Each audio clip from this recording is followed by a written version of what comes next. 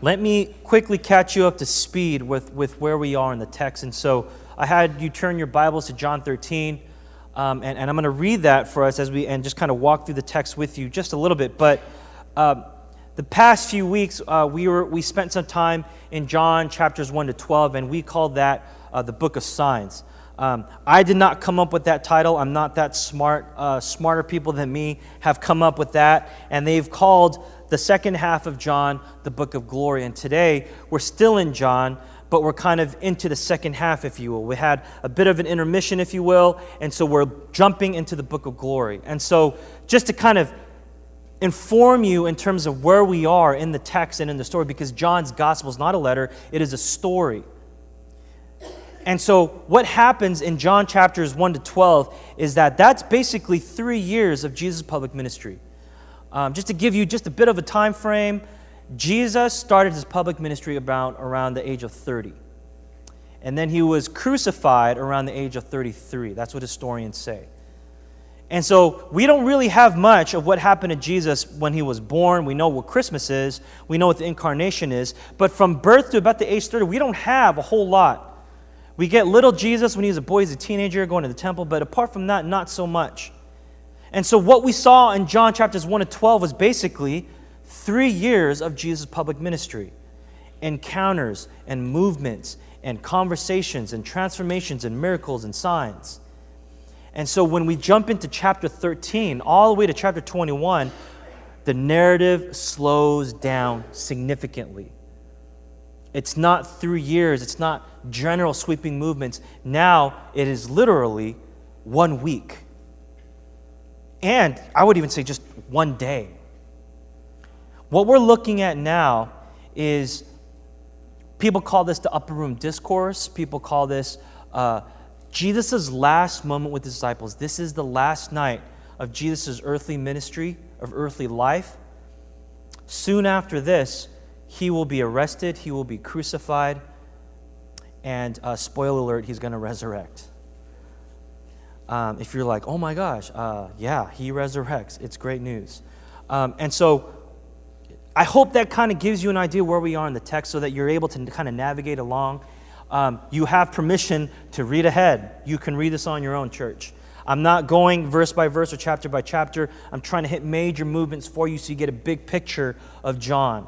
And so again, today we're jumping into the Book of Glory. And for the next few chapters, it's literally just one dialogue. The upper room discourse, celebrating the Passover meal. Jesus is being deep. It's his last moment with his disciples. And so all that to say what? Chapters 1 to 12, we move fast. Now things are slowing down. Now we have to take our time a little bit. Now we have to kind of read what Jesus says and not just kind of fill our heads with information, but kind of rest on the text. Not just what is Jesus saying, but what is Jesus really saying? What would you say in your final moments of life to those that are closest to you? Because that's what we see here. And the story or the narrative that kind of launches us into the Book of Glory is when Jesus washes his disciples' feet. If you're churched, if you've been to church for a while, and you've listened to sermons for some time, you know what this is about. And this text is so simple and it's straightforward that it's almost hard to preach from. Because as a preacher, you got to understand, like, my confession as a preacher is like, I want to wow you. I want to give you things to kind of make you think, things to kind of reveal to you the text, and I want you to be like, wow, I didn't know that. But really, this is a straightforward text. You know what the message is? Jesus washed the disciples' feet, now you go do the same. Let's pray. Service is over. That's the message. And so again, this isn't so much inform me. This isn't what's the doctrine, what's the theology. It's not so much heady stuff. It's more now, take our time and let's meditate together.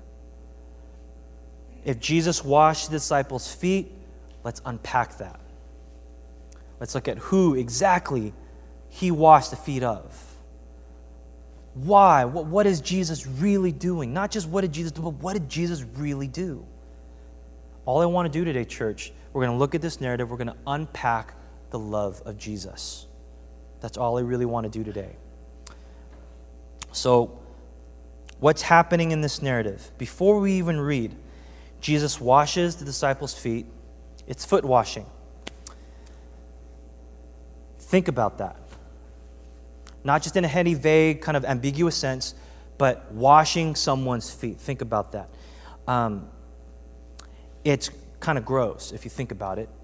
And if you think that washing someone's feet today is gross, imagine how it was back then. Because I know some of you sisters, you know what, let's be politically correct. Some of you brothers even, okay, I know you like to pamper your feet. We have this really mysterious thing called pedicures, and I don't understand it. I have hobbit feet. As long as I get to wash my feet every day, I'm straight. Some of you sisters, not to say this in a creepy way, but you have some really lovely feet, I gotta say. You know, especially when the summertime comes around, you start wearing your flip-flops. I'm just like, those are some dope feet. Like, you take care of your feet. You know, and some of you, it's like I look at your feet, and I look at my feet, and I'm like kind of grossed out. But I'm realizing, wow, like you got your toenails did. I don't think you did. I think someone did that. I think you paid someone to pamper your feet, and they look nice. They look nice. And if that's you, you're living the high life. You're like 2% of the world's population. Let me tell you something. Most of the world does not have the attention or care or resources to care for their feet like you guys do. So congratulations. But back in those days, there was no such thing as pedicures. Unless you're queen of the stinking world, right, no one pampered your feet. Back in those days, they didn't have Nike Flyknits and Adidas Ultra Boost and Uggs. They had Birkenstocks, a.k.a. Jesus sandals, right? They walked in sandals everywhere. And when I say everywhere, I mean everywhere. It doesn't matter if it's raining. There's no such thing as paved roads. If you had to walk through mud, you walk through mud. If you had to walk through poop, you walk through poop. Dirt everywhere. Right? Having a vehicular mode of transportation was impossible. That's just a fancy way of saying animal, right? Having an animal, having a donkey, having a horse, that was luxurious. Not everyone had that. And so you walked miles and miles and miles every day. We want to be descriptive. Let's be real with this. We're talking blisters. We're talking calluses. We're talking corns on your feet, not the kind you eat. That weird dirt stain that you can't get rid of, even if you go to the spa, you just can't scrub it out. It's on there permanent. And what is it? Is it a mole, right? Is it a dirt stain? What is it? I don't know, right? That's what it is.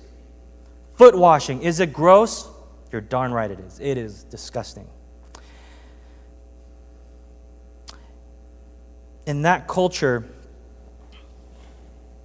if you come home from a long day of work, you earn your 1 or 2 denarius. You go home and you're dirty, your feet are dirty, you're tired. You come home, you're the master of the house, and so servants come to you, right? They're under your care and you're hiring. You sit down and someone comes and washes your feet. Now let me tell you something. That is one of the most refreshing and revitalizing things anyone could do for you. First order of business, before you eat, before you shower, before you do anything else, you come home, a servant, a doulos comes to you and starts washing your feet. Let me tell you something. After your feet are washed, after a long day of walking and serving and working, you come home, someone washes your feet, you don't even need to take a shower. You already feel revitalized. It's like starting a brand new day. It's like your second wind of the day, and you just feel so refreshed, and it's just, OMG, it's so nice to just have someone care for my nasty, crusted, calloused, blistered feet. Now, on the flip side of the coin, it's very, very different. You are not the master of the house. You are the doulos. You are the bondservant. You are the slave. Someone comes home, and they're tired, and their crusty, blistered, nasty feet, you start washing their feet. And you think, yeah, that's gross. It is gross. In fact, it was so gross, and it was so lonely, and it was so humbling that Jews back then were allowed to be slaves, but Jews were not actually allowed to wash feet. Gentiles were allowed to wash feet, but not Jews, because Jews were better than Gentiles. It was so lowly and so humbling, so bottom of the barrel nasty. Jews were not even to wash people's feet. What we see here, just to kind of provide you a framework. Jesus is washing his disciples' feet. God in flesh, serving his people in the most demeaning and shameful manner. That is what we see here.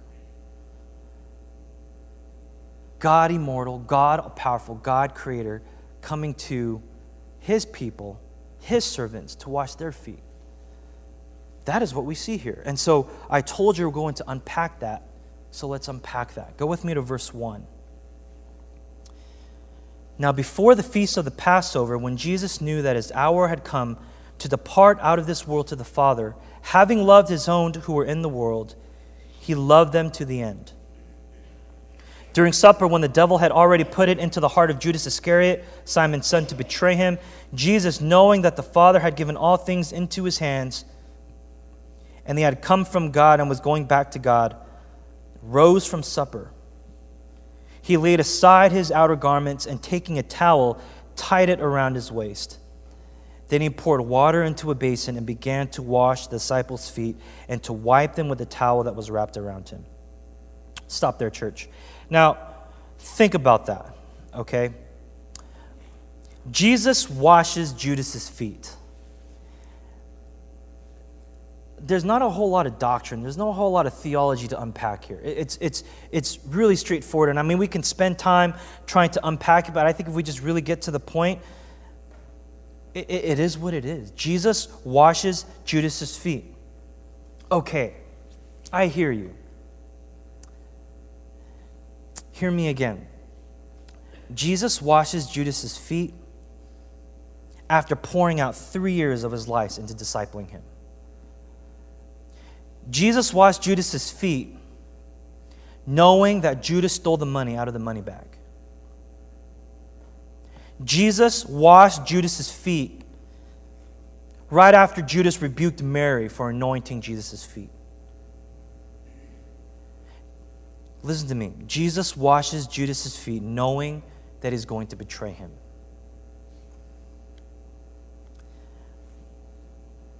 Can I just jump to this question? I mean, can you serve someone knowing that they will betray you? Can you love on someone? Can you serve someone? You don't know what's going to happen. You know that this person is going to betray you, is going to defame you, is going to say something, do something against you.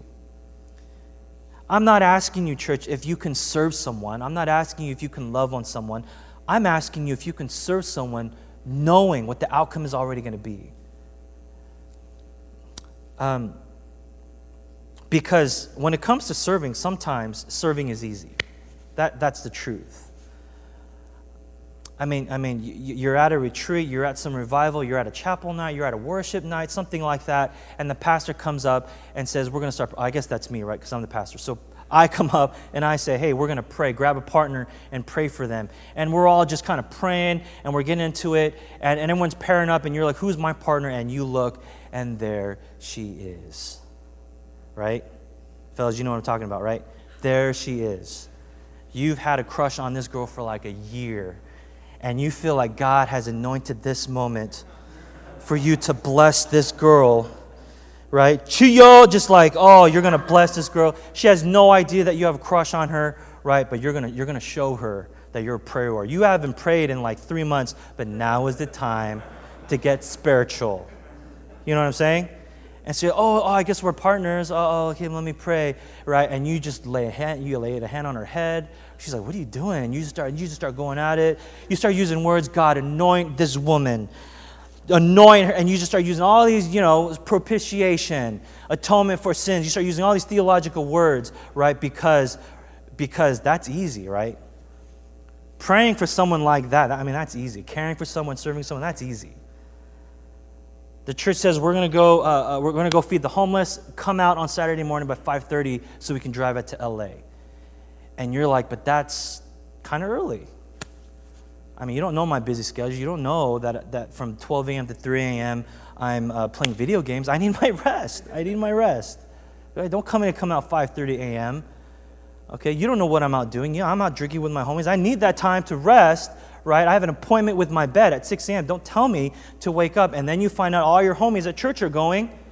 And then you find out church is going to give you a free breakfast at IHOP. So you're like, oh, okay, I'll go. It's Jesus. That's when serving is easy. That's when caring for people is easy.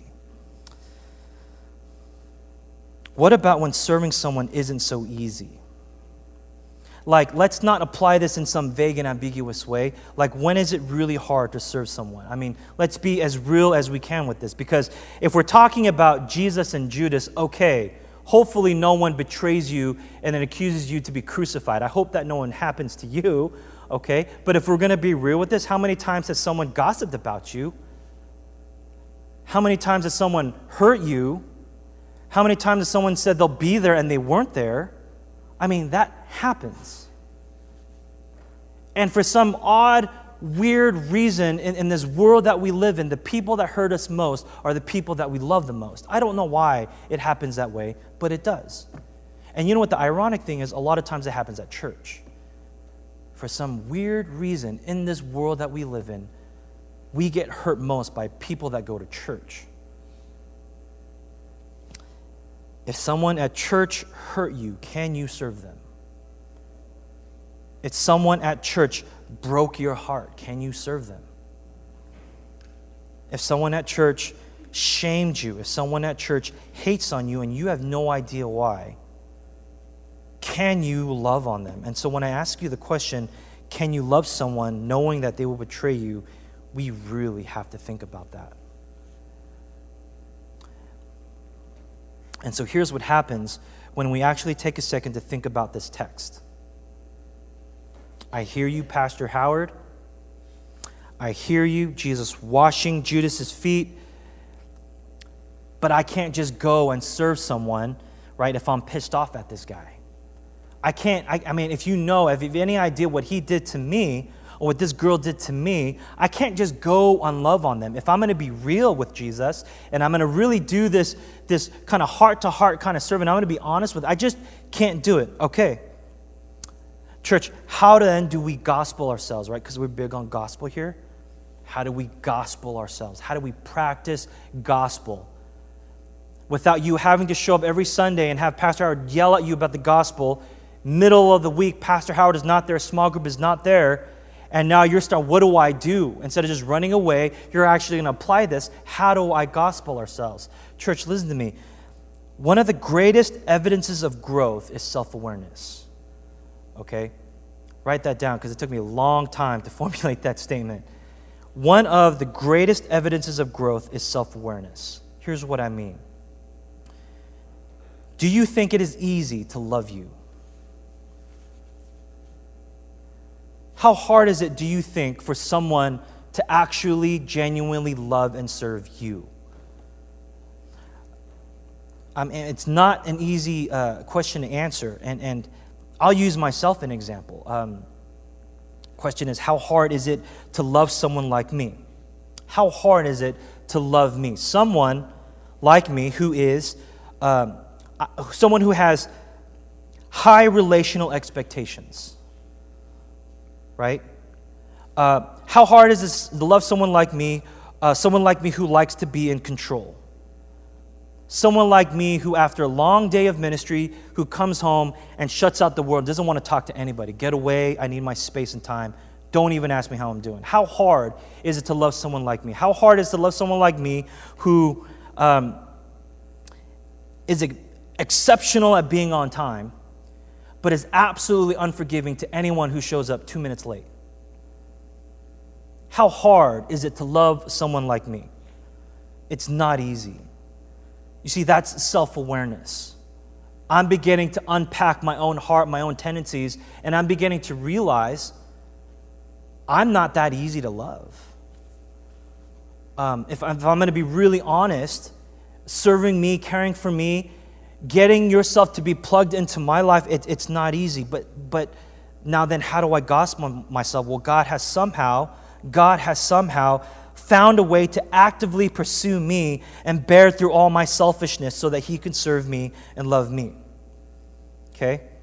And so now I'm unpacking that. You see, that's gospeling ourselves. Because do you realize that this narrative could have played out very differently? Let's not take this for granted. I don't care how long you've been coming to church and how many Palm Sundays you've been through and how many Passion Week narratives you've been through. Do you realize that Jesus didn't have to wash their feet? Do you realize that this text could have played out very differently? Hey, so listen up, guys. I know everyone's hungry. I know we're about to just kill it on that pita bread and dip. But let me just say this real quick. I love you. There, I said it. Okay, let the party begin. Let's eat. No. Send a little email. Just letting you know. Have a nice day. By the way, I love you. Jesus Christ. Here's why the gospel and the doctrine that it teaches is completely different to any kind of philosophy, any kind of religion. It says that God didn't send us a distant email to say, I love you. He displayed it in the most real and tangible way possible. Took off his outer garment, approached your crusty, blistered, nasty feet, and started washing. He washed my feet, my self-controlling heart, my unforgiving heart, my prideful heart. He washed me. And so here's my point in this. If you've been hurt, if you're angry, if you're having a hard time with someone, the point isn't suck it up and get her done. That's not the point. The gospel shows us that there is an element of initiating activity. That Jesus doesn't say, I'm angry at you, Judas, and I'm going to wait until you apologize to me. But he goes to Judas and he washes. And so the point isn't go and do it right now, no matter how you feel. Paying attention to the heart, being aware of what is happening in your heart. Absolutely, be aware of what is happening in your heart. But there needs to be a progression, an active initiating progression in your life where you are seeking out how to gospel yourself and you're finding ways in your life to go and pursue someone.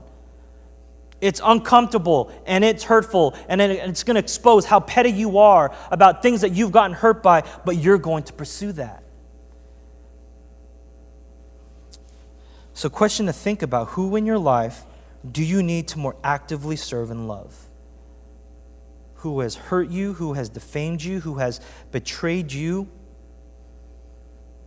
And my encouragement to you, don't apply it in some vague way. Start with the people in this room. If there are people in this room that have hurt you, what are you doing to actively to pursue, to serve and love on them? Go to verse 6. He came to Simon Peter, who said to him, Lord, do you wash my feet? Lord, do you wash my feet? Jesus answered him, what I am doing you do not understand now, but afterward you will understand. Peter said to him, you shall never wash my feet. Jesus answered him, if I do not wash you, you have no share with me. Simon Peter said to him, Lord, not my feet only, but also my hands and my head.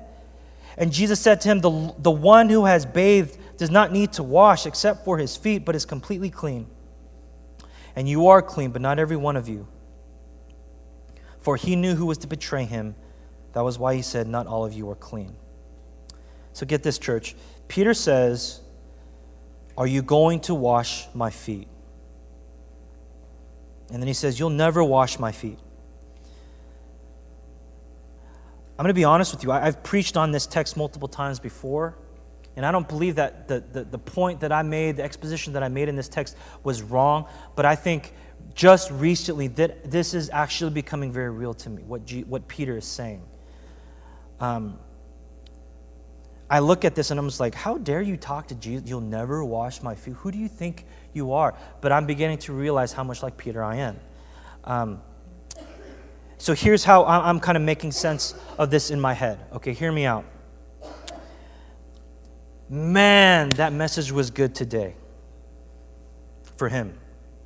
He needed to hear it. Yo, the sermon was really good today. I mean, really, really good. So powerful, so profound.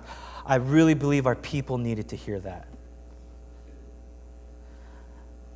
Hey, bro, do you have any prayer requests? Yeah, actually, can you pray for my friend? He's going through some financial hardship. Yeah, I'll pray for him. I'll definitely pray for him. What about you? No, not me. You don't have to pray for me. No, what about you? How can I pray for you? Oh, okay, I get it. My mom is actually sick. She needs a lot of prayer right now. I'm hoping that we can, help her recover soon. Okay, what about you? No, I'm fine. You don't have to pray. Pray for my mom, my friend. That's who need the prayer. You get what I'm saying, church? Honestly, it's awesome, right? That you can be so selfless as to ask for the needs of those around you. But what about you? You sitting there, you who God has called into this worship time, you. Are you kind of this, I can stand on my own 2 feet, I don't need you to do anything for me kind of guy? Never want to be in debt. You'd much rather be the one to give than to receive. You don't want to owe someone. You don't want to be in someone's emotional debt, financial debt. You are the one. You're the stable one. You're the rock. You're the one giving. You can call it what you want. You can call it a power play. You can call it pride, but it is what it is. I've come to realize that God's love, listen to me, this is so simple, and you might even laugh at me, and that's okay. I've come to realize that God's love, it's not just displayed when I'm doing my QT, when I'm in my worship time, when I'm doing my pastoral duty or whatever. It's not just that. I've come to realize a very simple and profound truth, that God's love is displayed many times through people. Okay, I don't know if you're hearing me in that. Okay, God's love is practiced and displayed many times through people. And this is kind of a new revelation for me, even though I've heard it so many times. And if you serve in youth group, you know exactly what I'm talking about. Last night at retreat, people come up to give a report, right? And they're just talking about, I didn't think I should come to retreat, but God made me come, and I didn't realize it because God's love is shown through people. Aww, right? You have a sister's appreciation. Everybody's Snapchatting Dylan and saying, oh, he's so sweet, talking about how the sisters show God's love, right? You know what I'm talking about, right? And I'm sitting there just kind of too cool for pastor saying, okay, you think you know what you're talking about, but I'm kind of getting it now. That when God's love is shown through people. Right now, I'm taking a class. It's a 2-semester class, and it's required for me to graduate to get my MDiv. It's a 2-semester internship class. And my school has decided in all their wisdom that they don't want people graduating and getting an MDiv and being thrown into ministry and not know what to do. Okay, because there's a lot of truth to that. Because the truth is, a lot of people will just kill it in the classroom. They'll get the high GPA. They'll nail all the language exams and everything, and they'll get thrown into ministry. They don't know how to preach. They don't know how to counsel. They don't know how to lead. They don't know how to make executive decisions. That's the truth. And so my school decided 2 semesters to graduate, you have to take an internship class so that you don't just learn the nerdy stuff of ministry, but you learn the how-to. And so for 2 semesters, I have to meet with all kinds of different pastors, mentors, and people in my life. And they said, you have to choose someone to meet every week. And I chose Pastor Rand. A lot of you know Pastor Rand. So I meet with Pastor Rand every Tuesday at 11:30. And so now what Pastor Rand does is he has to stop everything that he's doing Tuesday. Whether he's studying the Bible, he's preparing a sermon, or taking a nap, whatever it is, he has to stop. He says, I got to go meet Pastor Howard for at least 1 hour and talk ministry. And I love it. I love the fact that we can talk, because half the time we're talking about preaching anyways. Nerdy Bible stuff that pastors talk about. I love it. What Pastor Rand has decided is that every Tuesday he's going to buy me lunch. Every week for 2 semesters. And I hate it. I hate the fact that I have to passively sit there as he pulls out his credit card every Tuesday to pay my way. Because what does that require me to do? It requires me to just passively rest and sit and say, I need you to buy me something. And I hate it. I don't like someone paying my way. I don't like the fact that I have to just sit there and watch that happen and just try to bear through it and say, thank you. I feel terrible, but thank you. Every week.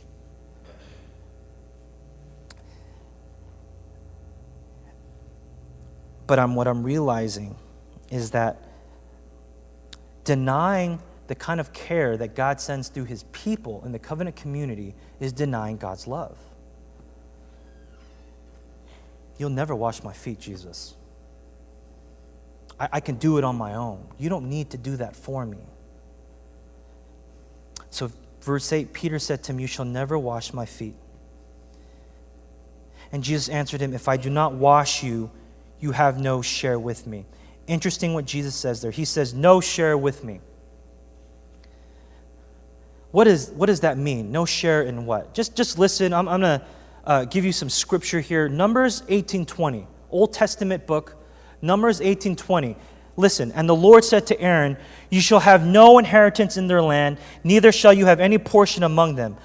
I am your portion and your inheritance among the people of Israel. So God is speaking to Aaron, through Aaron to his people, and he's talking about the inheritance. Church, what is the inheritance in the Old Testament? What does God promise to his people? After he delivers them from Egypt, after they go into the wilderness, what's next? The promised land. Land, church. That's the inheritance. And so God says to Aaron, to his people, I am your portion and your inheritance. And that word inheritance is also used in Deuteronomy 12 and Deuteronomy 14. When God establishes his covenant with his people, the relationship, there are promises that God keeps. One day, I am going to deliver you into the promised land. That's your inheritance. That's your portion. That's what I'm going to give to you. That word used for inheritance in the Septuagint is the same word that Jesus used here. It's the word meros. Jesus is saying, you have no inheritance with me. If I don't wash you, you have no inheritance with me. Do you hear Jesus saying to Peter, I am your portion. I am your inheritance. Now translate that into a New Testament perspective, and what is our inheritance, church? Weren't we once enslaved by spiritual Egypt? Weren't we once caught in sin, no way to get out? And weren't we once delivered from that? God, through his grace, God, through his delivering power, deliver us out of spiritual Egypt into where? Into the spiritual wilderness. What is the spiritual wilderness, church? That's the Christian life. It's a life of sanctification. That's where we learn to trust in God. Through the trials, the temptations, the darkness, the hunger, receiving manna every day, depending on Jesus. That's the Christian life. And so, church, listen to me. What is our ultimate inheritance then? When this Christian life is over, what is the inheritance? What is the portion that we await? Heaven. That is our promised land.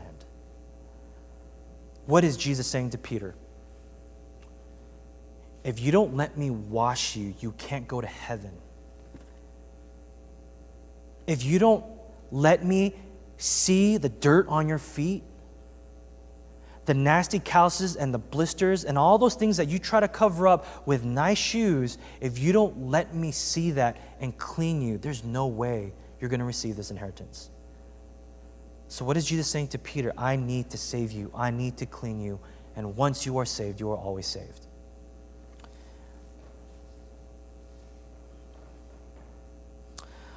What we're going to do right now is we're going to get into a time of communion. Smooth transition, I know, sorry. We're going to get into a time of communion.